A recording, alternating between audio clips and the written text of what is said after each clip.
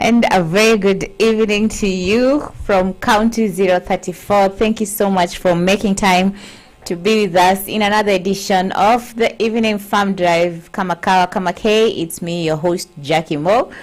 It's a good Friday. Where are you chilling from? Is it cold? Like here in Kitengela, it's just too cold. Like I looked for guests today, wamesema kuna baridi. Wameniacha tu peke yangu in the cold yani. It's unbelievable, but I hope you're keeping on well wherever you are. Talk to us on our social platforms at Afarmers here on Facebook, and also on our YouTube and Instagram and Twitter at Afarmers. Let's keep this conversation going. We've had a lot of stories coming through. People talking about different things, and today it's another day. It's a new topic, and we're talking about agricultural resilience. Because food is a basic necessity, the agriculture sector is showing more resilience to the global economic crisis than other industries, because at the end of the day people have to eat. So tuna urge wakulima continue with the resilience, because mkikufa roho tutakaa njaa. And we have some amazing guests who will be talking to us via phone, and just to hear their stories. And today we just focus on Kajiado County. It's one of the areas that have been receiving rainfall, yani very minimal rainfall. Like once, I think, throughout the entire month, it has only rained once. And these erratic climatic changes have really affected most of the farmers. If you go around in Kitengela, go to Namanga, Isinya, most of the farms that used to have so many crops are lying bare, because the biggest challenge is water issues. And we want to hear from some of these farmers who have remained resilient in their farming ventures. And when you hear their stories, you'll be amazed. And you can even ask what keeps them going. Like, you're struggling all this time or going through all the challenges that you're going through, but you're still keeping on, soldiering on. Like, agricultural resilience is about equipping farmers to absorb and recover from shocks and stresses to the agricultural production and livelihoods. Some shocks are short-term, others long-term. Some come suddenly, while others are predictable, and some are more severe, with while others slowly erode farmers' ability to farm. So we want to talk to one of these resilient farmers we're talking about. He's based in Oltoruto, just up someplace huku juu before you get to Isinya. And he's a livestock keeper. And let's give him a call and find out where he is at exactly. And as we do that, some of the stories that are making headlines at this hour is, of course, the issue to do with the continuing drought that is being experienced around the country. And most of the livestock keepers, like the ones we want to talk to today, are crying out. Like, most of their livestock are dying due to lack of grass. Hello, Moses. Karibu sana kwa studio, tumekutafuta sana. Tuambie kidogo, Moses ni nani, uko sehemu gani ya Kajiado? Umeniambia leo tuongee Kimasai. Najua kusalimiana ni soba. Okay. Mimi ni Moses. Nimetoka pande ya Kajiado. Mfugaji. Kajiado upande gani? Kajiado pande wa Isinya. Isinya. Nakumbuka ile sehemu nilikupata. Ama Kitengela. Kwa village ni Oltoruto. Village ni Oltoruto. Umesikia vile amesema na Kimasai Oltoruto. Umesema wewe ni mfugaji, unafanya ufugaji gani? Ng'ombe, mbuzi. Saa nyingine nalima chakula tu ya kukula nyumbani. Na tu biashara yangu kidogo tu. Lakini nimekufuga ng'ombe na mbuzi. Sasa kwa ufugaji uko na ng'ombe kiasi gani, na umefanya hii ufugaji yako kuanzia miaka gani? Ng'ombe, unajua ng'ombe ikai. Kwa hivyo ni ngumu kuhesabu, maana inakuwa unauza, zingine zinakufa. Moses. Tuna shida mingi. Kwa hivyo wewe hesabu ng'ombe ni ngapi kama saa hii? Niko kama ng'ombe 60 pamoja na njao. Okay. Hiyo ni ng'ombe peke yake? Mbuzi? Mbuzi 100. Mbuzi 100? Mbuzi 100. Na sasa tunaongelelea hii maneno ya kiangazi. Tumekuwa tukiona kwa habari watu wanalalamika, wanasema kiangazi imedhuru ufugaji. Wewe kiangazi imekupeleka aje? Kiangazi imenipeleka speed nyingine ya karibu 120 speed. Sasa ng'ombe tunalisha kama watu. Ukinunua unga mpaka ununue nyasi ya ng'ombe. Unanunua unga kwanza ama nyasi? Yaani unanunulia ng'ombe unga na nyasi na hata wewe unanunua yako. Sasa ng'ombe imekuwa kama binadamu. Sasa hakuna kitu kingine inakula mpaka sasa. Wewe sasa ndio unang'ang'ana kutafutia nyasi. Na unajua hii nyasi ambayo tunanunulianga ng'ombe sio sawa. Maana ng'ombe hawezi shiba, kwa hivyo tunanunua tu, tunajaribu tu ipate kusaidika, tuone Mungu kama atatupatia mvua mwezi huu ama mwezi wa 10. Mvua ya Kitengela inanyeshanga mwezi gani? Mvua ya Kitengela kama ikija haraka sana mwisho wa mwezi wa 9 ama wa 10 ama wa 11. Ndio tunatarajia mvua 10 na 11 ndio tunatarajia mvua. Mwaka huu. Kwa hivyo hizo miezi zingine hamtarajiangi mvua? Hapana, hiyo miezi zingine tuna sort. Mnafanyaje? Hatutarajii mvua, tunajipanga. Ama ukiangazi akupange. Umesema vizuri, unajipanga ama kiangazi kupange? Ama kiangazi akupange. Na acha kwanza tusiende haraka. Hii ufugaji umefanya miaka ngapi? Ufugaji nimefanya karibu maisha yangu yote. Na sasa uko na miaka ngapi?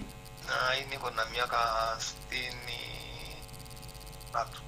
63. 63 years umekuwa ukifanya ufugaji, na mvua inanyesha mara 2 kwa mwaka. Mara moja kwa mwaka? Mara moja kwa mwaka, mwezi wa 4 na Disemba. Tuseme hivyo tu, kama mwezi wa 4 upate Disemba ile mvua inanyesha vizuri. Na saa zingine zinaruka hata miaka 3, miaka 2 bila kupata mvua. Na sasa umewezaje kuendelea kufanya hiyo ufugaji na hizo challenges zote ambazo unapitia kwa ufugaji? Kama unaweza kaa kama miaka 2 kama haujaona mvua, unafanya aje na wanyama? Kwa sababu vile nafanyanga nakatanga nyasi wakati wa mvua. Alafu ndio ninaweka kiangazi ikija ndio naanza kulisha ng'ombe na hizo nyasi ya kukata. Na kuna wakati hiyo nyasi ambayo umeweka, hiyo hay ambayo umestock inakuishia? Hata saa hii karibu ishe. Tarehe 15 mwezi wa 9 itakuwa imeisha. Umeshapiga umeshajua tarehe? Nimepiga hesabu mpaka mwezi wa 9 sasa sina nyasi. Kufika tarehe 15 20 itakuwa imeisha. Na sasa ikifika hiyo wakati, na kama haujapata nyasi zingine niende nitafute ninunue. Nitafute mahali ya kununua hiyo nyasi zingine na tena unga. Unajua hivyo chakula ya ng'ombe hizi nauza kwa agrovet. Hiyo ndio naenda kutafuta kununua. Ndio watafuta kununua. Na sasa moja 72,200. Na sasa unanunua kama gunia ngapi ndio itosha wanyama wote? 10. La. Sio ni bei kali sana? Hiyo ni bei kali, na tena hata ng'ombe inakula kama 1 week. Imeisha. Maana upati nyingi. Na sasa wewe umejipanga, hujangoja kupangwa na maneno ya kiangazi. Na sasa wale wengine ambao hawajajipanga ama pengine mashamba yao ni ndogo, wanafanya aje? Wananunua tu nyasi mpaka tu ujipange. Hii unajua sisi wafugaji tumezoea, ama ng'ombe sikufe yote uende 0, uanze 0 tena. Inakuanga hivyo, inakufanga mpaka tuanze 0 tena mama yangu. Ndio na shida bwana. Wamasai Wamasai wako na shida. Hata kwanza Wamasai watakuja kufa wote kwa sababu usiseme hivyo. kuna shida sana. Unajua hiyo ndio tunaangalia. Hizo ufugaji ndio tunaangalia, ndio chakula yetu. Sasa hiyo ikiisha, sasa si unaona hata yuko mahali zingine watu wanakufa. Kweli kabisa. Unaona pande ya Samburu, Turkana huko, nimesikia tu watu hata Kajiado yuko mahali watu unawezwa na kiangazi, wacha ng'ombe. Watu binadamu. Yes, hata nimeona juzi gavana akiongea kwa serikali kuu kusaidiwa, maana inaonekana ukame kwetu imekuwa kali sana. Ni serious. Sasa hii ng'ombe zinakufa, sio ati inakaa hivyo ati unakulisha. Nakufa. Busi tena, kondoo. Sasa ni kama sisi tunainua tu macho yetu kwa Mungu atusaidie, maana kila kitu sasa imekuwa hatari. Tunapangwa sasa. Tumejipanga mpaka tukapangwa tena. Imefika umepangwa. Na kiangazi. Hiyo ni huzuni sana. Na wewe Moses ni mmoja wa wakulima ambao mnaendelea na hii maneno ya ufugaji. Unatoa ngapi hiyo motisha ya kuendelea, hata kama kuna wakati unaona umepoteza wanyama kwa hii kiangazi? Saa hii bado, lakini ina dalili. Mvua ikikosa kunyesha mwezi huu. Kwa sasa niko hatari. Lazima isoma kisikuse. Lakini tunaomba Mungu mvua ikuje. Mungu akitubariki. Alafu atupatie mwezi huu. Niko nazo. Na unatoanga wapi hiyo nguvu ya kuendelea? Yaani unajua kuna wakulima wengine wamejaribu kupanda kitunguu, akifika kwa shamba wakiona kitunguu haifanyi wanaachana nayo. Wengine wamejaribu kuweka kuku, wakiona kuku wakikuja wakipata kuku zimekufa zote, wanasema acha hiyo biashara ikae. Wewe unatoa wapi hiyo nguvu ya kuendelea, mwaka rudi bado tu uko kwa ufugaji? Hiyo unajua maisha mpaka usomee. Mimi nimesomea mambo ya ng'ombe, mbuzi, maana mimi si hamangi. Mimi najaribu tu kabla mvua ikinyesha saa hii. Badala nipumzike najipanga nikijua ya kwamba mvua imenyesha, baada ya mvua ni kiangazi. Kwa hivyo mpaka nijipange tena kutafuta nyasi. Na ndio inanisaidianga sana. Na tena ng'ombe yangu amejua malisho hii ambayo inalisha nyumbani. Saa zingine wakati wa mvua na sabata hizi mahindi ambayo imefunwa nakata napeleka nyumbani kuweka. Ama nasiaga naweka vitu zingine, alafu nahifadhi kuweka kwa magunia. Ama kuweka kwa store. Ndio wakati wa kiangazi kama huu saa hii ndio naanza kulisha ng'ombe.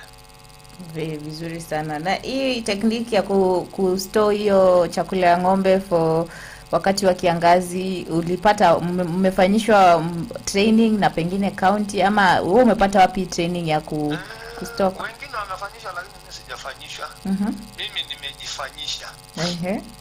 Mimi mwenyewe ndio najifunza. Maana nimeona watu wengi wameweka mastore ya nyasi. Na mimi si hamangi. Kwa hivyo sasa nimejifunza ndio nisijihame. Sasa kiasi ya ng'ombe ikiwa sasa wakati wa mvua ikinona, lazima niuse kiasi. Nifanyishe kazi zingine kama kununulia nyasi, kujipanga hivyo. Kwa hivyo hakuna mtu amenifunza. Mimi mwenyewe tu ndio nimejifunza kwa mifugo yangu.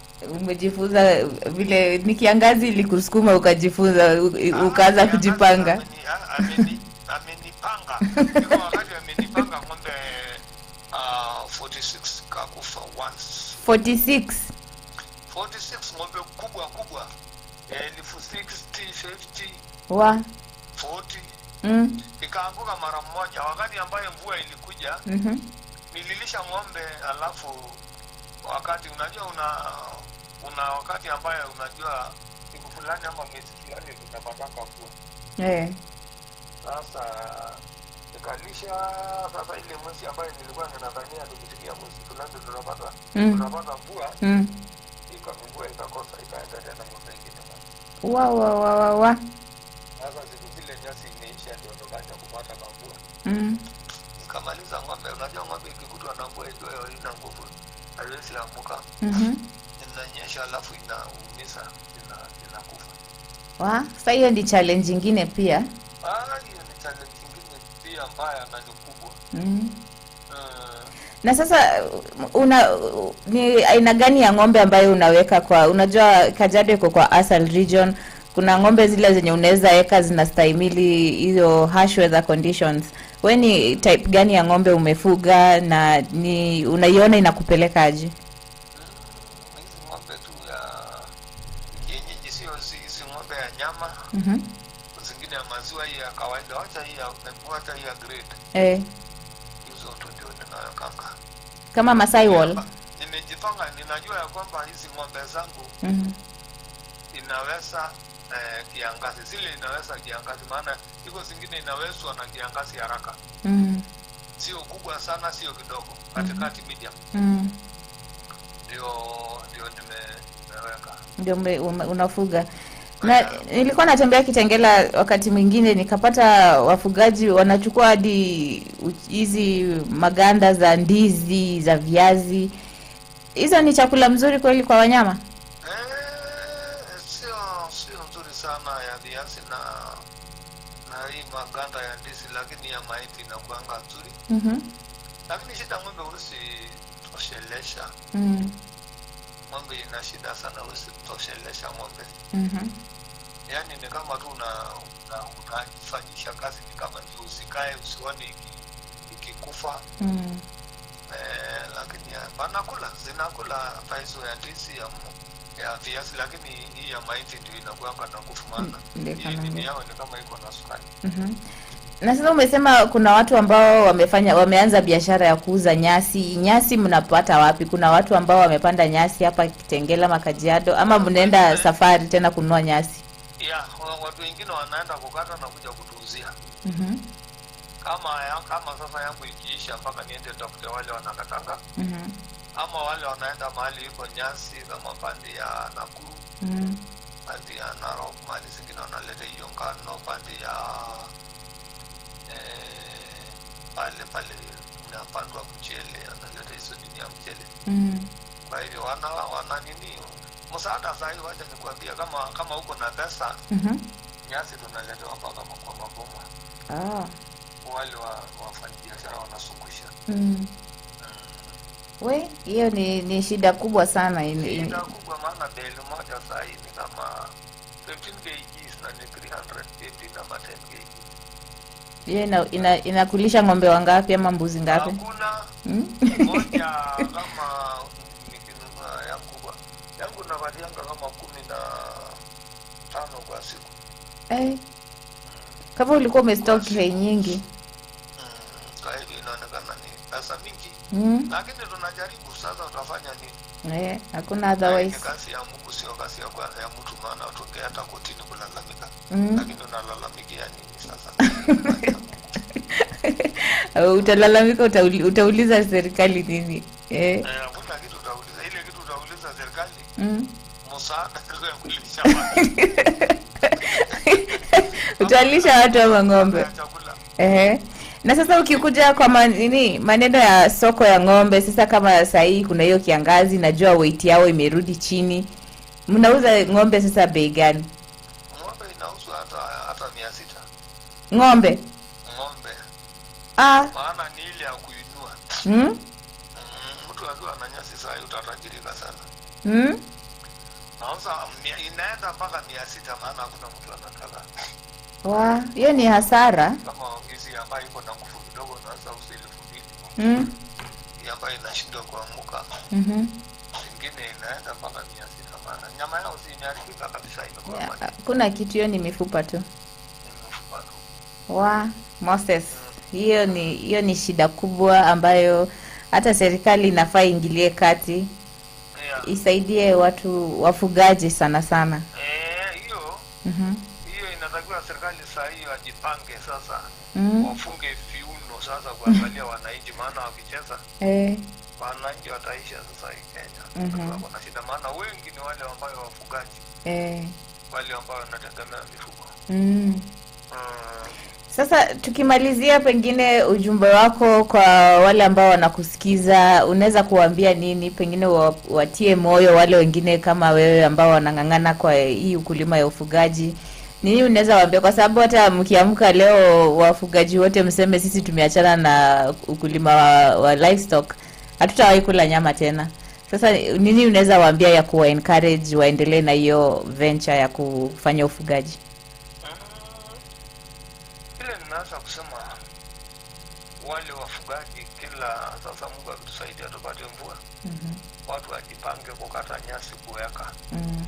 Maana ukiweka nyasi na ng'ombe anaendelea kukula ambaye hujakata, siku ya kiangazi tutakuwa na nafuu kidogo, maana tuko na mashamba na nyasi nzuri. Na ukijaribu sasa kujipanga namna hiyo itakuwa sawa. Tutaendelea, tutamaliza, tutaacha mambo ya kufuga. Najua samadi atufugi, lakini yani samadi atukati nyasi, lakini sahi watu wengi wameanza kukata nyasi. Kwa hivyo hiyo tu ndio nasema ya kwamba waangalie wakati ambaye Mungu akitusaidia tupate mvua, tukate nyasi waweke, ndio wakati wa kiangazi tupate nyasi ya kulisha ng'ombe. Na tuone na itaendelea tukipata hivyo, tukikata nyasi kuweka alafu tuanze kulisha, mvua itakuta. Mungu akija kwa asilimia ambayo tunatarajia, mvua tutapata. Na umesema pia apart from ufugaji umeanza kuingia kwa maneno ya ukulima. Ni unapanda aina gani unafanya ukulima ingine aina gani? Mimi sifanyi ukulima. Hakuna mboga unapanda?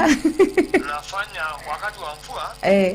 Nalima chakula ya kukula, mahindi, maharage, viazi yangu tu ya kukula. Maana sasa zamani nilikuwa lima wakati wa mvua nauza chakula. Lakini siku hizi kwa sababu mvua sio, hatupati mvua nyingi, ninapanda tu yangu ya kukula nyumbani. Lakini wako wengine ambao wanapanda ya kuuza, mboga, nyanya. Wako wengine ambao wanafanya hiyo biashara, lakini mimi uliacha. Sijaanza, lakini tunakuja tu kwanza. Tunaombea sana mvua inyeshe kwa wingi, ndio at least wanyama wapate chakula kwa hizi masiku zijazo. Wapate chakula, hata binadamu wapate chakula. Unajua hiyo mboga nyingine ya msituni mvua ikinyesha, hii mboga ya madukani ambaye watu wengi wanataka, hiyo mboga nyingine ambaye kama hii inaitwa managu. Na kuanga wakati wa mvua na ni chakula mzuri sana, maana hiyo ni mimea ya Mungu, hakuna dawa ambayo imewekwa, kwa hivyo haiwezi kukuhusu. Hivi ikinyesha watu wengi na hata wengine wanauza, wanaenda kukata hizo mboga na kupeleka kwa soko, na iko na pesa zaidi ya sukuma na cabbage. Ni kweli. Sawa Moses, tumeshukuru sana kwa muda wako. Tutakuja kukutembelea kwa shamba tuone vile wanyama wanakaa. Na tuendelee kuzungumza zaidi na kuombeana mvua itamwagika soon. Asante. Sawa, tumeshukuru kwa muda. Mnasemanga asante kwa Kimasai asholeng. Asholeng. Unasema kwa heri, unasema sere. Sere. Sawa, tutaongea Moses. Okay.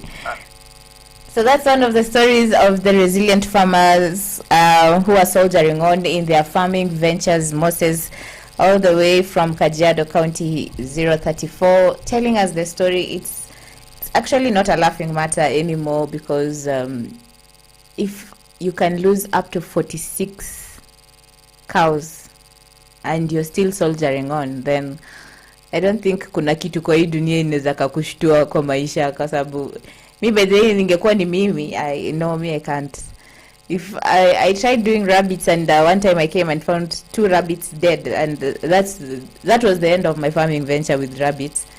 And I don't know, wengine, someone like Noah tried poultry, alikuwa nakula hizo kuku paka akasema acha hiyo story ya poultry farming iishie hapo. So share with us your story on resilience, like what keeps you going on a day-to-day basis on your farming venture. Sometimes you can even come to your farm and you've planted whatever you've planted, and when you come in the morning you find everything has just dried up. Tell us what keeps you going, and even as you do that, let's look at some of the stories that are making headlines. And our top story here at Afarmers is about what you're talking about today. Kenyan pastoralists helpless as cows die in an ending drought. And even Moses has revealed that there are parts and regions in this country where even people are losing lives due to the prolonged drought. And most of them are hopeful and praying that the rains are going to fall soon. And that's our prayers. Even when you're praying, remember these areas where have not seen rain. It's yani ni kiangazi, and it's way beyond. So Kenyan pastoralists are losing their herds as the Horn of Africa's worst drought in 40 years leaves pasture desiccated and cows with nothing to eat. In Mandera County in northeastern Kenya, which borders Somalia and Ethiopia, had Ali Hacho, who is 56 years old, says all but 5 of his herd of 70 cows have died. From 70, he's only remaining with 5 cows. That's close to 65 cows have died. The drought looks almost certain to persist, according to the World Meteorological Department, which said last week that the Horn of Africa was entering its 5th consecutive failed rainy season. That's 5 years. And Moses ametuambia here in Kajiado there's a time ilikaa 2 years kama hawajaona mvua. And to some other good news is Kakuki's inaugural avocado export cargo to China has sold out. Listed agribusiness firm Kakuzi PLC has revealed that its inaugural Hass avocado export cargo to China has sold out in the market barely 2 months after shipment. According to Kakuzi PLC Managing Director Christopher Flowers, the success of the inaugural export cargo to China has paved the way for the pre-export planning for a second load to be delivered in October. Under tree-to-shelf marketing strategy, the firm is strictly adhering to the Chinese protocols, coupled with the renowned Kakuzi quality consistency. That's some good news. Kakuzi is one of the agribusiness companies that deals with the export of various crops such as macadamia, avocado, various fruits, and it has actually sold out in less than 2 months. So you can imagine the export markets looks to be opening up, and if Kakuzi has done it, I know most of the avocado farmers. It's paving a way for the avocado farmers to be able to understand what exactly does the export market need, and the future looks bright for most of the farmers who are dealing with exports. We'll be taking a short breather to just get whatever we've discussed with Moses, digest and think through it, and what exactly most people are going through. The other day we were talking about food wastage, where things are rotting in people's farms, and here are people who don't even have a meal. You're wondering whether you'll buy food for your livestock, or you'll buy for your home. You have a herd of like Moses has said, he has 60 cows and 100 sheep. Why don't we come up with something, probably a campaign, and take this food that is being wasted to some of these regions, even if it's not even to feed the people, feed the livestock, because at the end of the day we need these animals. Hizi ng'ombe zikikufa hakutakuwa na nyama in whichever part of the country. Why most of this meat is actually being exported to other regions. So we need to support each other and come together as one. So just a reminder of today's topic is agricultural resilience.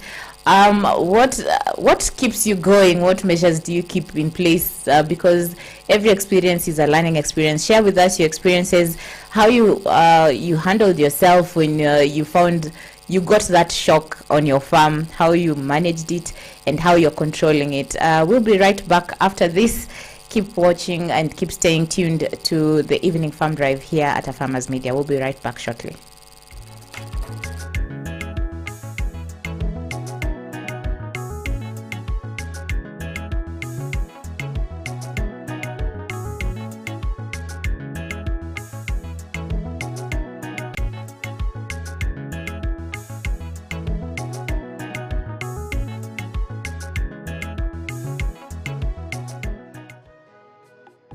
Amaranthus, or locally known as terere, is a highly nutritious vegetable that is cultivated and consumed as a leafy vegetable in many parts of the world. It's easy to grow, matures fast, as it takes an incredible shorter period than most traditional crops.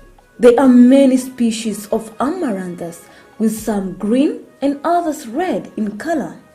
When growing amaranthus, ensure the soil is well drained and rich in phosphorus, and most importantly, ensure the seeds are well distributed to achieve an even spread when establishing a grain amaranthus field. Amaranthus is especially loved for its tender leaves and for their healthy dose of ions, vitamins, and a range of minerals.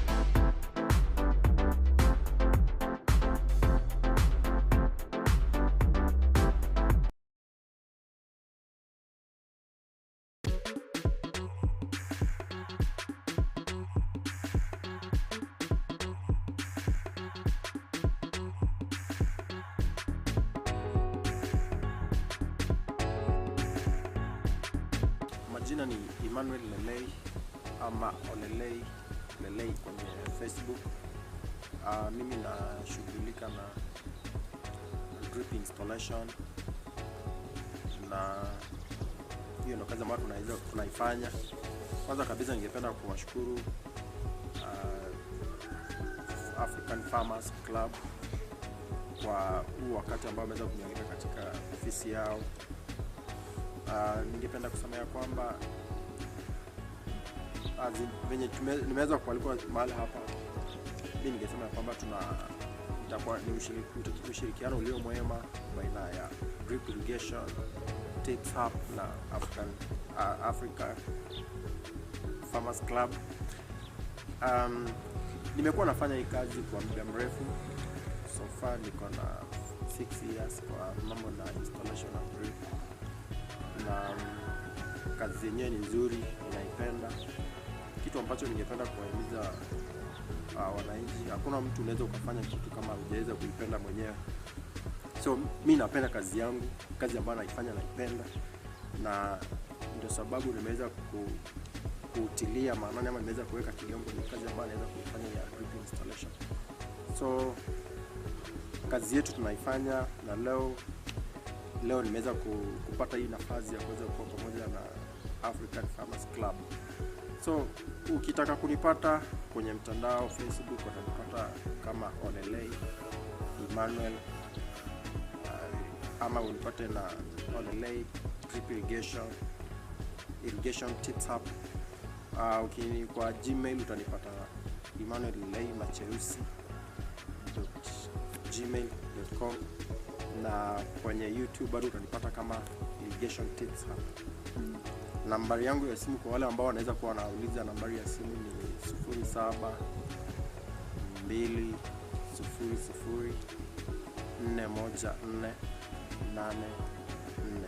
Ningependa kabisa kuweza kuonyesha emitter ni nini na kazi yake na umuhimu wake pia ni nini. Unapoitazama hapa kuna drip line, na utaona kuna, ukiangalia kwenye sehemu ya juu kuna sehemu moja iko na hizo shimo ambayo inatoa maji, hiyo tunaita emitters. So maji, wakati wote maji inatokea kwenye hizo emitters, na hiyo emitter ikiweza kuwa uchafu ikiweza kuingia humo ndani haiwezi kutoa hiyo maji. So emitters ni kitu muhimu sana kwa drip line, maana hiyo ndio ina release maji iweza kuenda kwa mmea. So ningependa kueleza tu kwamba mtaweza kujua wakati unafanya installation ya drip, kama wameinstall shamba yako, make sure unaangalia kila wakati hizo emitters kama zimeangalia juu ama zimeangalia chini. Zikiangalia chini, hapo in the bottom yake kuna kuanga na chances ya uchafu. Wakati uko na uchafu kwa tank, ipite kwa filter, ikifika pale itaweza kublock hizo shimo na zitaweza kutoa maji. Number 2, wakati tunafanya installation hapa kuna aina moja ya starter connectors, na ambayo sio starter connectors, hii tunaita main valve, ambayo ina uwezo unaweza ukaifunga mwenyewe ama ukaweza kuifungua kama unavyoona, kuna maji yanatoka. Na kuna ambayo ni direct starter connectors. So hii ni mojawapo ya mkulima mwenye anaanza anaweza akatumia kitu kama hii, maana anaweza akacontrol, ama ako na maji kidogo, unaweza ukacontrol wakati umefanya installation yako, unaweza ukacontrol hii maji, maana itakuwa na kazi kubwa.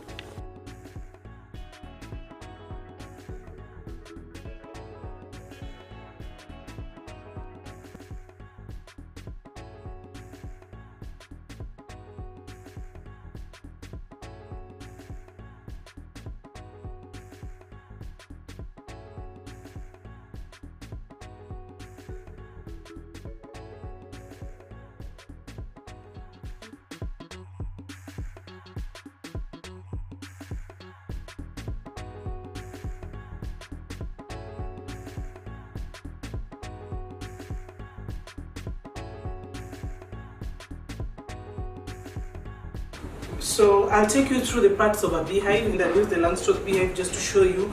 Even if you decide to use a carpenter, what a carpenter should give you to be able to make a proper beehive. So as I mentioned earlier, this is the Langstroth beehive, and we have one with the deep super and one with the standard super. So the components are basically the same. So if you look at this is a brood box. A brood box is where the queen lays the eggs. This is where the colony lives. And this is where, when the queen, here we do not find, this is where the queen lives, and here we find 3 types of bees inside. We have the drone, we have the worker bees, and we have the queen. The queen will lay the eggs here, and the colony will multiply in here. But then the worker bees will move up to be able to store the honey, which we will harvest. Normally we do not harvest honey from the brood box, because that one, whatever little honey is there, we leave it for the bees to consume. And then again, it's mixed with a lot of pollen and wax, so we really don't like harvesting it. In between the brood box and the super box, we have a queen excluder. This, you should ensure that the queen excluder is even.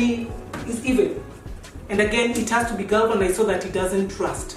Just as the way Noah had mentioned earlier, that sometimes you get these frames rusty. We also have the plastic queen excluder, which you have an option of acquiring when you're buying the beehives. So after you've seen what is inside the brood box, I have to put this down here. Our brood boxes come, that's a frame. And all frames are fitted with pure beeswax inside. This beeswax is not manufactured by humans, or it's not industrial. This is manufactured by the bees. You will see how we even process it and then put it in the hives. So all the frames, all the frames here, 1, 2, 3, 4, 5, 6, 7, 8, 9, 10, 11 frames, are all fitted with pure beeswax. And then again, there's wire that supports the wax. So the wax is well fitted in the groove in here to support the beeswax.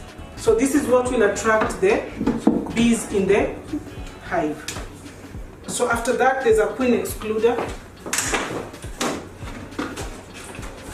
We have queen excluder.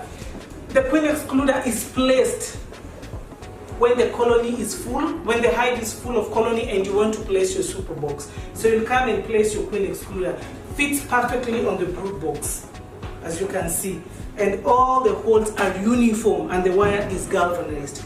And then after that, you'll come and place your super box. This is a deep super, as I mentioned, because I get questions, why is that box so big? So you come and place your super box. That's when you place the super box, you place the super box when the brood box is already full. The frames are being built, the bees are built the frame up to at least 9 to 10 frames. 9 to 10 frames because those are 11 frames. So after you place your super box, you make sure it fits correctly, it fits right. Then you come and place your roof on it. You come and place the roof. It's very vital to have a roof that is well fitted.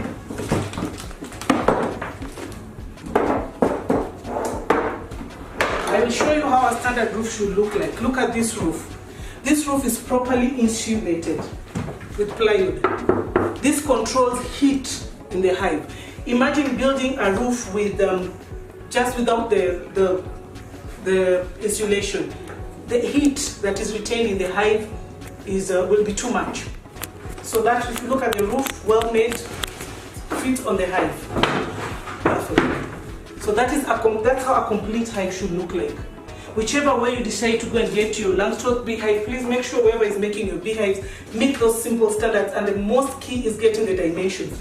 If you just zoom inside this hive, you will see the spaces in between are equal. There's no big, there's no small. The top bars are the same. Both, if you check, the brood box and the super box are fitted with pure beeswax, and the embossed cells are for the African bees.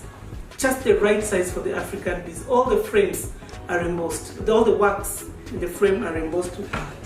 And please remember, keep in mind, it's pure beeswax, and that's how you'll be able to attract your hives in the beehive.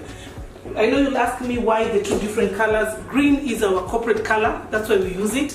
But any reflective color can be used to paint the hives.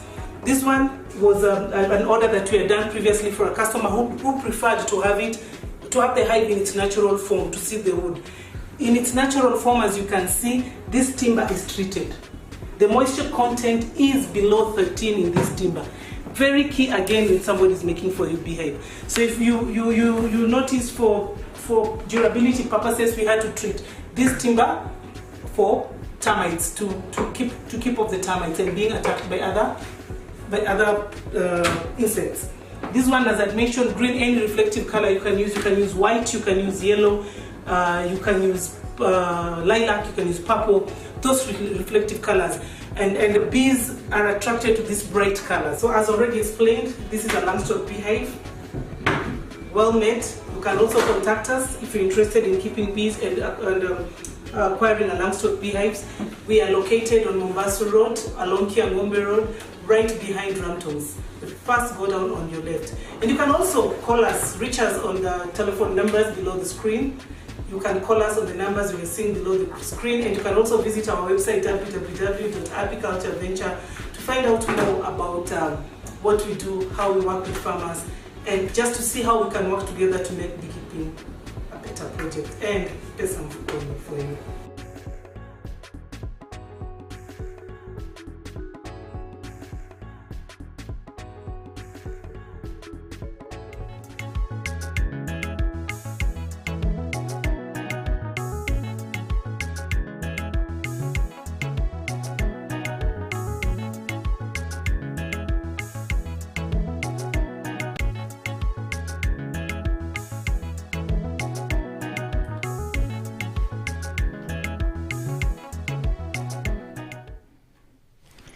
And welcome back to the Evening Farm Drive with me, Jackie Moore.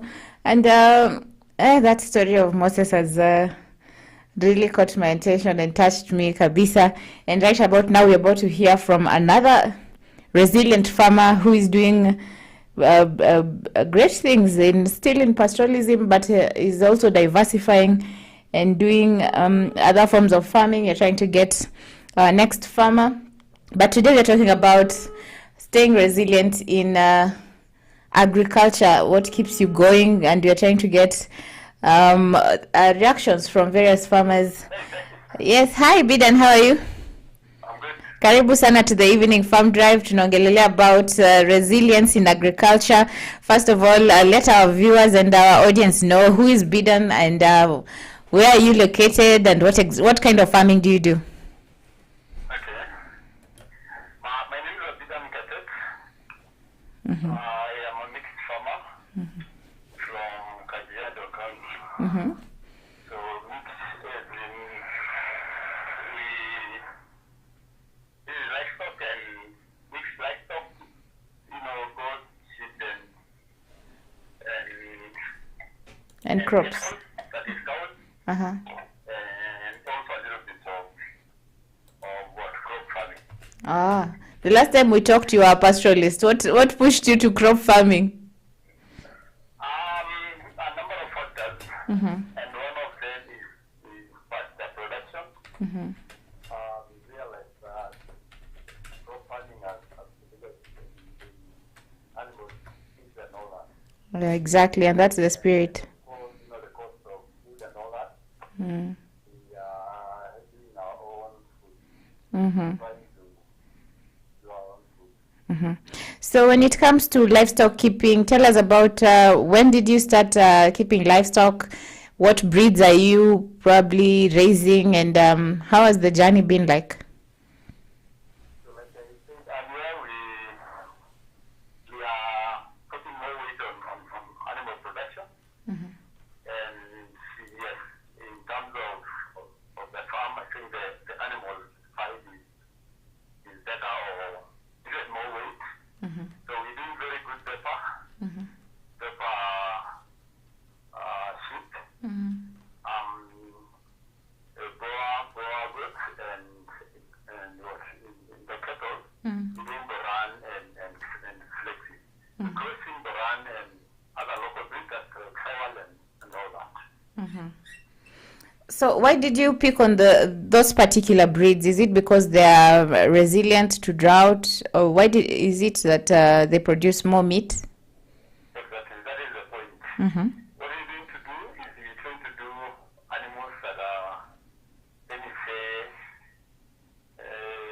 tolerant. Mm.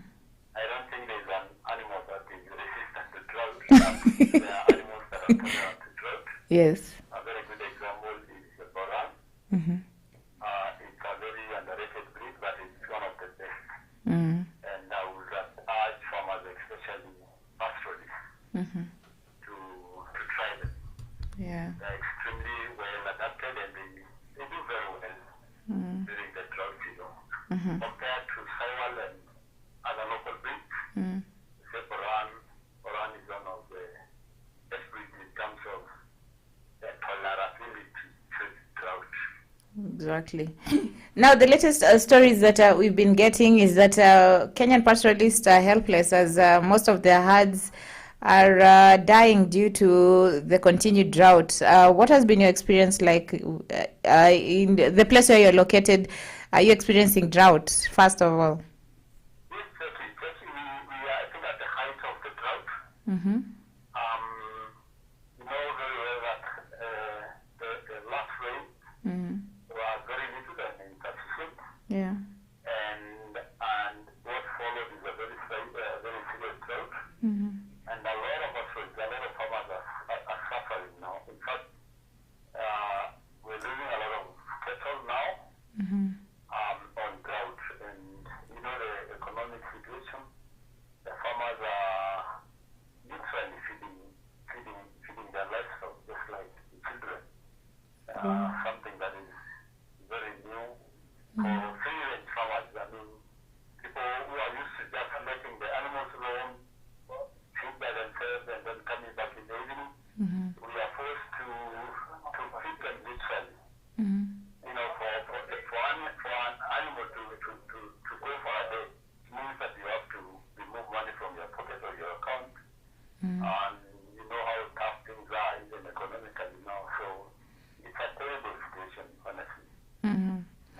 How many cattle, like cows and sheep and goats do you have? I'm not getting it clearly. Mm-hmm. Hello? Yes. Is that clear? I was asking how many cows, how many livestock do you have in terms of the cows, the goats, and the sheep, and how much are you like having to spend, like if you're buying the hay, how much do you spend on when you're feeding your livestock? It really depends on the number of the animals you're feeding. Mm. Personally, I was feeding them on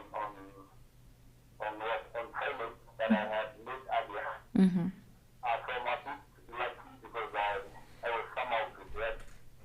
But unfortunately, we were not able to have a last season for the same reason that the rains were insufficient and the hay did not grow well. Mm. So, but I know some of my brothers have been feeding their livestock or other cows for past like 3 or 2 months. Mm-hmm. And to be quite frank with you, Mm-hmm. they are spending quite a lot. Yeah. And probably half of the cost or half of the value of your livestock. Mm. Some farmers have already spent money, huge sums of money. Yeah. So at the end of it all, if it goes, another 20 days without rain, Mm-hmm. I think it will be a total loss because you will have lost your animals and plus the amount that you used to set the animals. Wow, that's very painful. I can imagine. And them are already busy. If you go to these slaughterhouses in Kajiado, Kitengela, Kiserian, and you will be surprised to find the amount of cattle people are selling. I mean, an animal that will initially cost 50 to 100 thousand, people are selling them at a price of, at 1,000 to 2,000 to What? 5,000 around there. Why? Ha. Those are tough times. Hmm. Those are tough times. Bidan, I've been with you. We took a walk one day when you were trying to feed the goats. What keeps you going? Like, you've never given up on livestock keeping. Where do you get the courage? Like, you keep going and year in, year out, whether there's drought or not, you're still a livestock keeper. That's very true. I mean, the drought now, like continuously. Mm-hmm. In the past, we will get drought after 10 years. Then, but if you look at things now, droughts are coming almost at the rainy season. And to answer your question, the things that many things that people are doing, and one of them is the pattern, the land for our livestock and all that. Mm-hmm. The other is livestock, I would say, is a very lucrative business. I mean, when things are well, you really make good money, easily. Mm-hmm. So that is also one of the reasons that people are doing. And the other is our livelihood. Mm-hmm. We honestly do not know other lives, so it is something cultural with that. And this, can be a blessing and a curse, because I think to some people it's sort of a curse because they do not know how to do other things and they're not even interested. Mm-hmm. So that is also one of the reasons, the cultural reasons and all that. Yeah. But generally, I would say the economical sense of it, livestock can be very lucrative. I mean, you can make a lot of money Mm-hmm. very fast. So, and of course, I mean, in life, you can't just give up. Mm. I mean, it's not that, it's not only this sector, there are so many sectors now are doing badly, but you don't just give up, you keep fighting. Exactly. If you give up, Mm. then you're not letting this run. That's the spirit. Well said. And Kitambo, the Maasais were known to be moving from one place to another in search of pasture. And you're one of the people who is now growing and storing hay. Probably, what can you tell the other people who are doing their livestock keeping in free range? I'm not very sure if I got it. what can you advise the other people who probably have been expecting like they'll be getting grass, like kitambo people used to walk from one place to another in search of pasture, and what are the new technologies? Like I was telling you, Jackie, Mm-hmm. the drought Mm-hmm. coming from, depends on how you see it. Some of us see that as a blessing because we are somehow learning from it. Mm-hmm. We are beginning to do some things that we never did before, like, hay harvesting, silage. Mm-hmm. So it's a learning thing. Yeah. Some of us are learning from it. Mm-hmm. And fortunately, it's not a big cost to many people. Yeah. So but I've always asked my fellow farmers, to try and find ways of mitigating, controlling or mitigating Mm-hmm. the drought. So we're learning a lot, Mm-hmm. and we are doing things that we never did before. In the past, we only used to move our cattle, Mm-hmm. something that has become quite difficult nowadays. Mm-hmm. Of course, because of population and encroachment of other communities and churches, Mm-hmm. so people are beginning to learn, other ways of surviving. Mm-hmm. And what available technologies probably have you learnt along the way apart from stocking hay? What available? What other technologies are available when it comes to measures to mitigate the drought? What other innovations are there? Some of us have mechanized our farms, but then we that type of harvesting hay and, daylight mixers and all that. So yeah, we have a little bit of technology, but of course compared to the Western world, we are many years behind. Mm-hmm.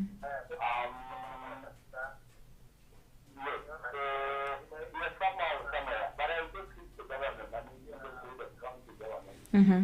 would provide that. They have a lot of machinery lying there, Mm-hmm. they are in their house. Mm-hmm. I think Mm. they provided a little bit of assistance. Yeah.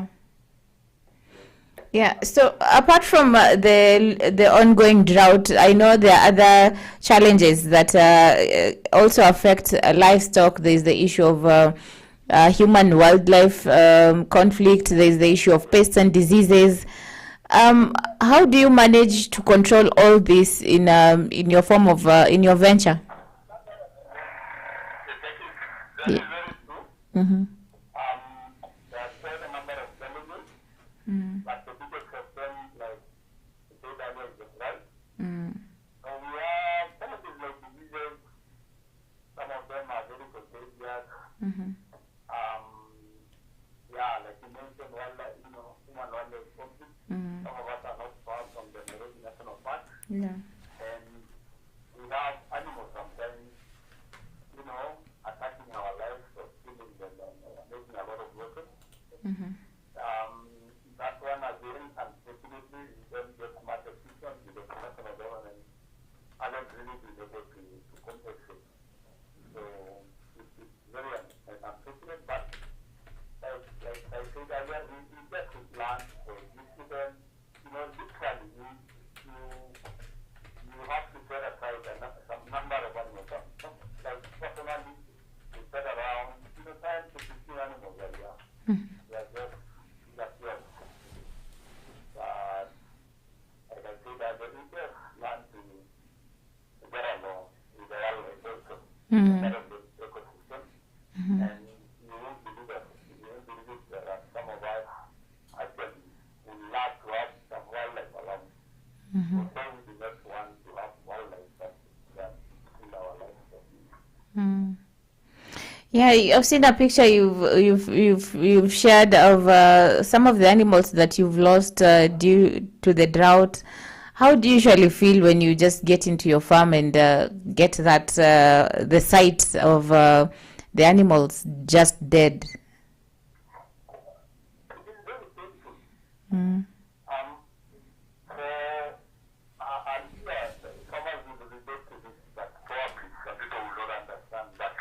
Mm. We are, it's an emotional, bond, it's a very big bond between us and our livestock. So every time you lose an animal, it is quite painful. Mm. Yeah, but again, I mean, we also lose humans and we just mourn and move on. And it's quite painful.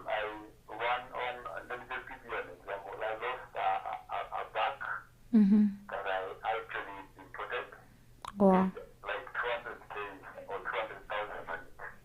And I lost it on a leopard, shortly after it arrived. Luckily, there were two. Mm-hmm. And I got a few, kids from him, but there were just very few. Mm. So I think that gives you a rough idea of what you're talking about. Yeah. And unfortunately, I did not get any form of compensation. Mm-hmm. And I'm not even looking for it. I'm not even hopeful because I've lost so many animals on wildlife and I have never been compensated.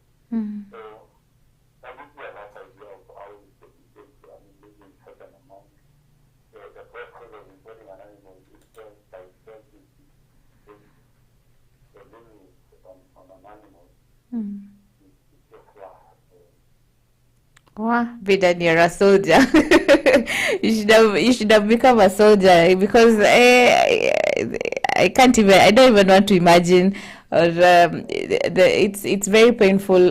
Like there's a lot of challenges in livestock keeping. The very common thing Mm. for wildlife to get into our farms, sometimes our bombers, Mm. breaking in, killing animals when they wake up in the morning sometimes, Mm. you fight it.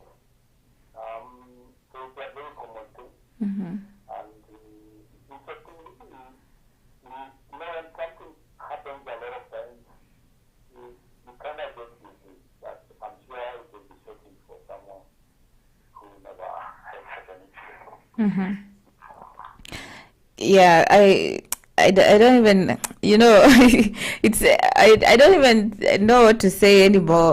Let's move up, shift gears a bit. I say to people that they can't even imagine Mm. that you have neighbors around your home, Mm. hyenas every day, and you hear them making noises. Mm. Yeah, but the interesting thing that's in the antelope, giraffes, zebras, Mm. it's a beautiful stuff. You don't like hyenas and lions because they kill our animals. Yeah.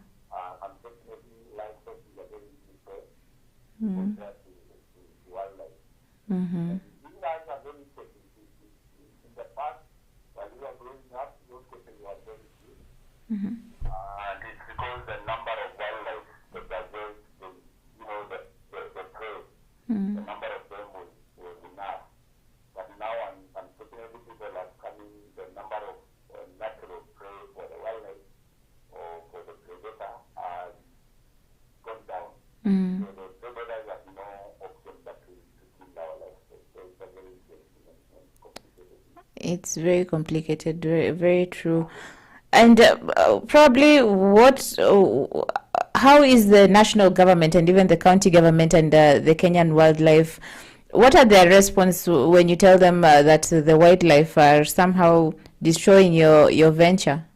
Or what interventions have those concerned parties done to ensure that the conflict is brought down? Yes, but as much as I want to sound positive, it's very unfortunate that we're not seeing much help, especially from the national government.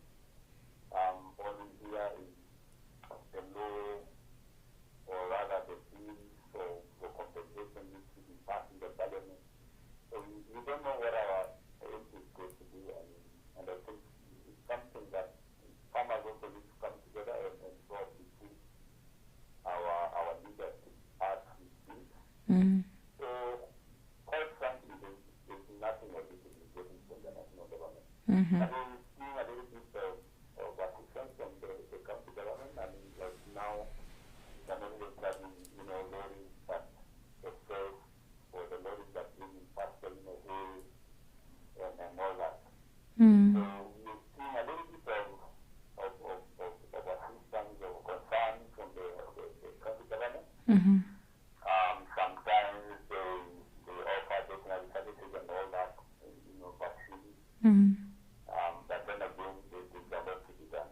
Yeah, when we started, you talked about you've also ventured into crop farming. What crops are you growing, and how is crop farming taking you as compared to livestock keeping? If you compare crop farming and livestock, personally I've done both, but but I think there's a lot of cost involved in crop farming, drugs, pesticides, and water, fuel, and all that. And this really eats your profit. Compared to livestock, especially our way of livestock, which is natural, where animals go graze and come back in the evening, the cost is minimal. So I would say livestock is easier and cheaper. You still prefer livestock? But they sort of substitute each other. Because when you have food, you don't need to sell so much of your livestock to feed your kids and all that. So I thought if you produce our own food, you will control your animal health and all that. And the fact also that some of this, further, like let's say maize, for example, to answer your question, we do maize in, pumpkin, sweet potatoes and all that. And all this, the vines, the maize cost and starch, we use them to feed our animals. So the samba is helping us in animal production. So you're only doing it on subsistency, or you also sell to the neighboring community? Yeah, interestingly, as we speak, we harvested a lot of, nearly 20 bags of yellow beets. And with the drought, we are having a lot of neighbors, coming to buy. In fact, I'm getting calls from very far, from word of mouth. So we selling them, and mama just, put money and all that. So, and we're very glad that we were able to sell them at a very subsidized price,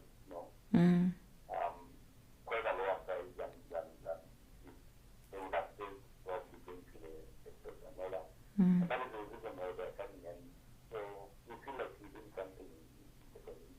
Very true. That's something nice, because most of the people we've had are even going without food because the economic times are tough. Yeah, I'm saying it's a good thing that you're doing for the community, because right now even buying vegetables, it's very expensive. So if you're doing it at the community level, you're helping the community in some way. Exactly, and it gives you a lot of satisfaction. And we really hope that it is also a lesson for them, that they can do something like this and still work, because if it's working for us, it can also work for them. Exactly. So, I thought instead of going telling someone to do this, it is much, much better if you did it and they saw it, and it's a totally different thing if you showed them that it can be done. Yeah, it's possible. Yeah. Thank you so much, Bidan, for making time and sharing your story with us. It's really been great, and we hope that the rains come soon, because the situation is very dire. And I can imagine if Kajiado is like this, what about the other regions like Mandera, Marsabit? Yeah, exactly. Thank you, Jackie. Please pray for the rains, and let's continue informing and educating other people. Not keep knowledge, not keep information from others. Yeah, that's the way to go. Thank you so much, Bidan. We'll be getting in touch and visiting your farm soon to see the doppers. How many doppers do you have? You ask a farmer how many animals you have, like asking how much you have in your land, Enough to eat. I'll come for mine, a small one. I don't want the big ones because I don't have enough space. Okay, so I've been told saying goodbye in Kimasai is sere. Ole sere. So we'll be talking sometime later when we come to visit your farm. Yeah. Okay. So that has been Bidan Katet. I'm telling you, these stories are just amazing. The resilience these farmers have on their ventures, and I don't know what keeps them going, and I don't know. I don't even know, have words to say to describe all these situations. The first one was like he lost up to, was it 46 cattle. Bidan is talking about his livestock actually being eaten up by wildlife, and like you've just imported your doper sheep. It has not even gone given you like the breed, because he has a breeder farm for doper sheep, and it's just killed by a leopard, and you don't even know who to blame or who to ask for compensation, but he still has the motivation, and like I don't even know what to say. I don't even know how I would react. Farming is one kind of business that all farmers, by the way, thumbs up for the good job that you're doing, because it requires resilience, kabisa. Like there's so many stories when you go to people's farm, ukiingia, and they tell you their journey, how it has been. Noah here always talks about 75,000 cabbages. You have them and you have no market, but he still does cabbages. Like, where do you get this motivation to keep going and to continue with the farming? We need to understand, and let's talk about these issues, and just make other people, give other people the courage. The ones who want to get into farming, they really need to get this information, because most of the time the farmers when someone wants to start farming, they usually hear, manze kitunguu sahi nauza at a certain price, so if I get like this amount of bags, and they get into the farming venture knowing that it's all gold and everything, that you'll be getting a certain amount of money, and it's a way of getting rich quickly. But once you get into that venture, there are so many challenges that come with it, which probably you never knew about. And for every farmer who is a farmer, started like, they have like even a year and they're still doing their farming, manze, thumbs up. We'll be coming shortly with more stories and talking to more farmers on what keeps them going, what keeps motivating them. And so we'll be taking a short break.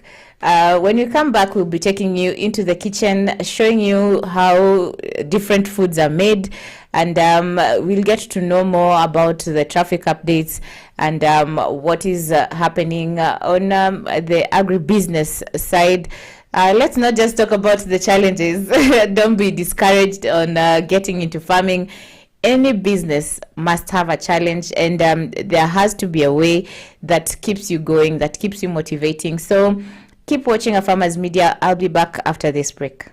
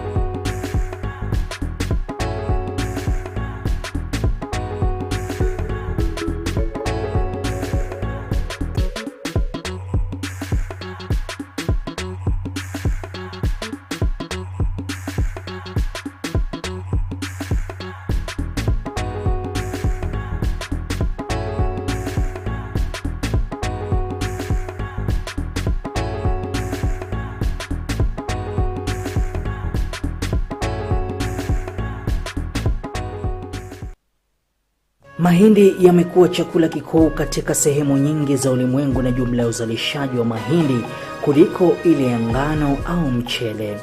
Mbali na kuwa mahindi ni chakula, pia hutumiwa kutengeneza ethanoli, chakula cha wanyama na bidhaa zingine.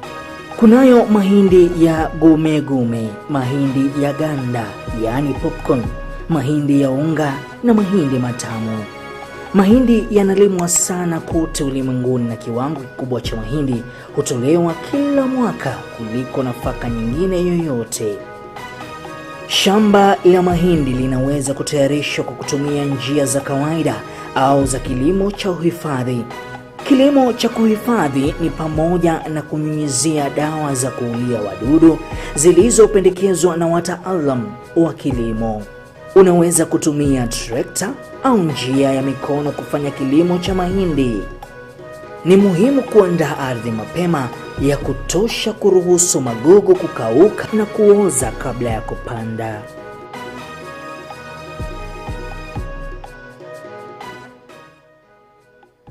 Amaranthus, or locally known as terere, is a highly nutritious vegetable that is cultivated and consumed as a leafy vegetable in many parts of the world. It's easy to grow, matures fast, as it takes an incredible shorter period than most traditional crops. There are many species of amaranthus, with some green and others red in color. When growing amaranthus, ensure the soil is well drained and rich in phosphorus, and most importantly, ensure the seeds are well distributed to achieve an even spread when establishing a green amaranthus field. Amaranthus is especially loved for its tender leaves and for their healthy dose of ions, vitamins, and a range of minerals.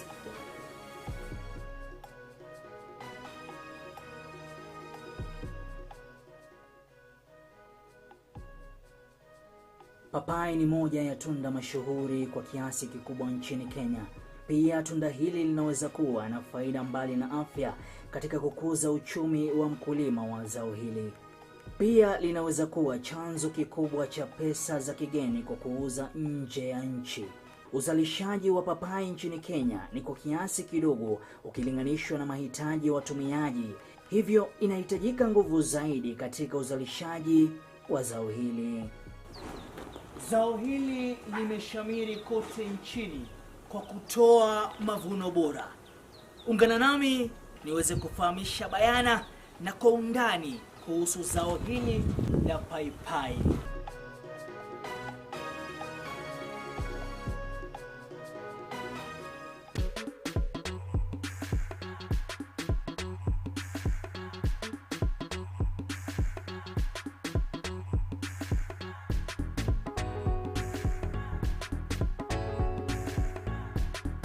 Majina ni Emmanuel Lelei ama Olelei Lelei kwenye Facebook.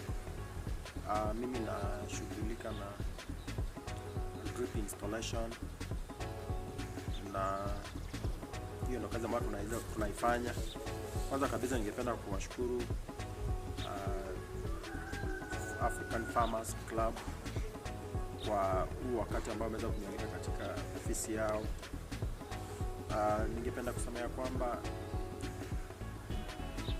venye nimeweza kualikwa mahali hapa, mimi ningesema ya kwamba itakuwa ni ushirikiano ulio mwema baina ya drip irrigation, Takes Hub na Africa Farmers Club. Nimekuwa nafanya hii kazi kwa muda mrefu.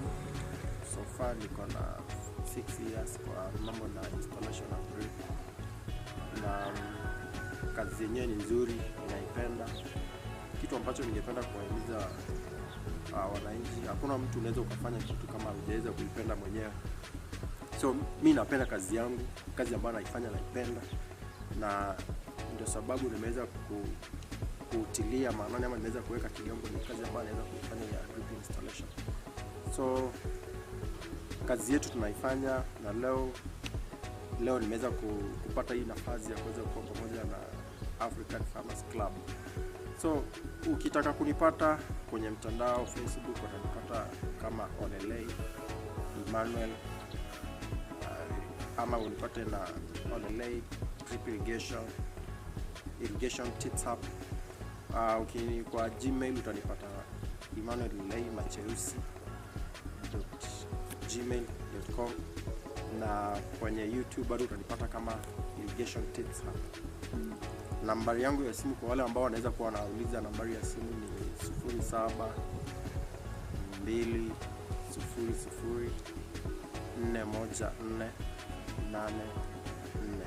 Ningependa kabisa kuweza kuonyesha emitter ni nini na kazi yake na umuhimu wake pia ni nini. Unapoitazama hapa kuna drip line, na utaona kuna, ukiangalia kwenye sehemu ya juu kuna sehemu moja iko na hizo shimo ambayo inatoa maji, hiyo tunaita emitters. So maji, wakati wote maji inatokea kwenye hizo emitters, na hiyo emitter ikiweza kuwa uchafu ikiweza kuingia humo ndani haiwezi kutoa hiyo maji. So emitters ni kitu muhimu sana kwa drip line, maana hiyo ndio ina release maji iweza kuenda kwa mmea. So ningependa kueleza tu kwamba mtaweza kujua wakati unafanya installation ya drip, kama wameinstall shamba yako, make sure unaangalia kila wakati hizo emitters kama zimeangalia juu ama zimeangalia chini.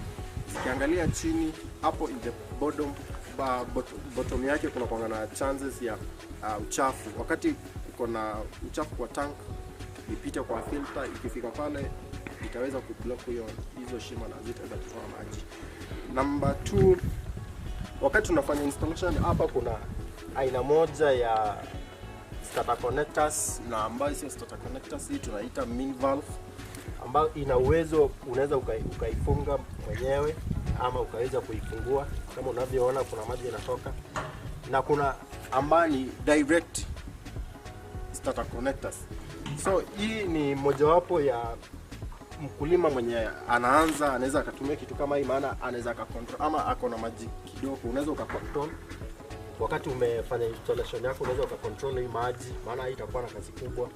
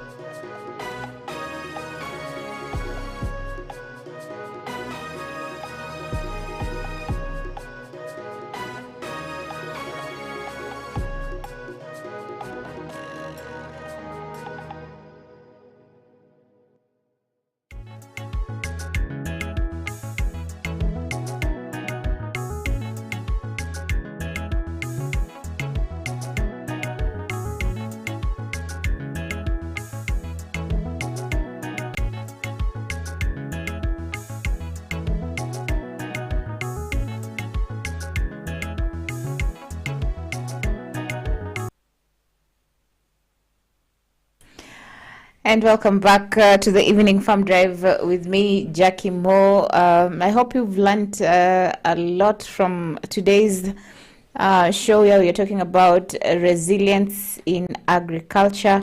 We've talked to various farmers just to know what keeps them going. And it's very interesting how farmers are really soldiering on regardless of the challenges that they're going through. I know my director, we had talked about getting into the kitchen, and we have some pictures on the various ways and combinations that you can be cereals, grains. There's corn, there's beans, and you can mix the corns, there's corn flour. Just a way of eating nutritious meals. There's also fruits, various, yes, exactly. There you're seeing how you need to keep a balanced diet. Like, you don't just eat for the sake of eating. Like, you can eat boiled eggs with raspberries. You can eat the oranges. Just a way of eating healthy, and from eating healthy, it trickles down even to your way of thinking. So healthy eating is one way of relieving stress. Also, let's look at the other slide on the various foods that you can combine so that you can have a healthy mind and body. Yes. So as we are continuing with our show, let's have a look at the highlights of the ongoing. Exactly, that's another slide on the various foods that people need to be eating to keep a healthy lifestyle. Those are vegetables, tomatoes, capsicum, potatoes. Very delicious. They're making me get hungry. So director, kindly nihurumie. So yes, let's look at quotes on agriculture, and there's one here that says, "Farming looks mighty easy when your plow is a pencil and you're 1,000 miles from the cornfield." You can imagine. Farming looks mighty easy when your plow is a pencil and you're 1,000 miles from the cornfield. Ponder on that, and then give me your reactions on our Facebook page. Tell me what you make of that quote. Now, if we take a quick look at the highlights from the Africa Climate Week that ends today, actually. There have been various discussions that have continued to go on. If you get into their website at ACW 2022, there have been various roundtables where the discussions have been going on since the 29th. That was Monday of this week. And last year, regional collaboration emerged as a driver of global progress. The Glasgow Climate Pact agreed, COP26 recognized regional climate weeks as a platform for governments and stakeholders to strengthen credible and durable response to climate change. Working together opens opportunity to advance climate action, address social inequalities, and invest in development that is good for humanity and nature. So this year's Climate Week, which was the last of those weeks that have been going on regarding talks to do with climate, most of the speakers explored areas to do with resilience against climate risks. That was one of the conversations we had today. The transition to a low emission economy and partnerships to solve pressing challenges. We'll be getting deeper into the discussions and the outcomes that have come from this week-long meeting, and we'll be updating them on our website at Afarmers at africafarmers.org. There are so many blogs that have been done regarding climate resilience against climate risks, blogs on climate action. So if you get into our website at africafarmers.org, you'll get all the information, and we'll also be updating on the various discussions and roundtables that have been happening on the Africa Climate Week. And even as we are on the road to COP27 that is coming up in November, there's so much that is happening that most people are not even aware about. Like we were not aware of the drought in the ASAL regions. We just see them in the news, but talking to people who are really on the ground, it really touches, and something needs to be done. And it can only be done by us. We cannot keep sitting down and waiting for probably the national government or NGOs to do something. It must begin with us. And I think here at Afarmers, we will start a campaign probably to help the livestock keepers in this crisis. Like the farmers we've talked to have said, a kg or the pack of hay is trading at 300, and you can imagine a farmer has close to 300 livestock. Like really, it's really a burden on them, and it's about time that we all gather together and help each other as one. Let's not just look at the human aspect about people dying. Even livestock are dying, and it's about time we gathered ourselves up and give a helping hand where we can. Let's not let food go to waste. This food that is being wasted is really needed by some of these people. So we will put up a campaign, and hope someone out there who is watching and looking, give your helping hand. Let's support these people. And I'm sure by helping one another, we continue being resilient, and even by meeting, we can be able to even talk and forge a way of how helping one another on being resilient in whichever venture that we have taken up. So I hope you've learned a thing or two.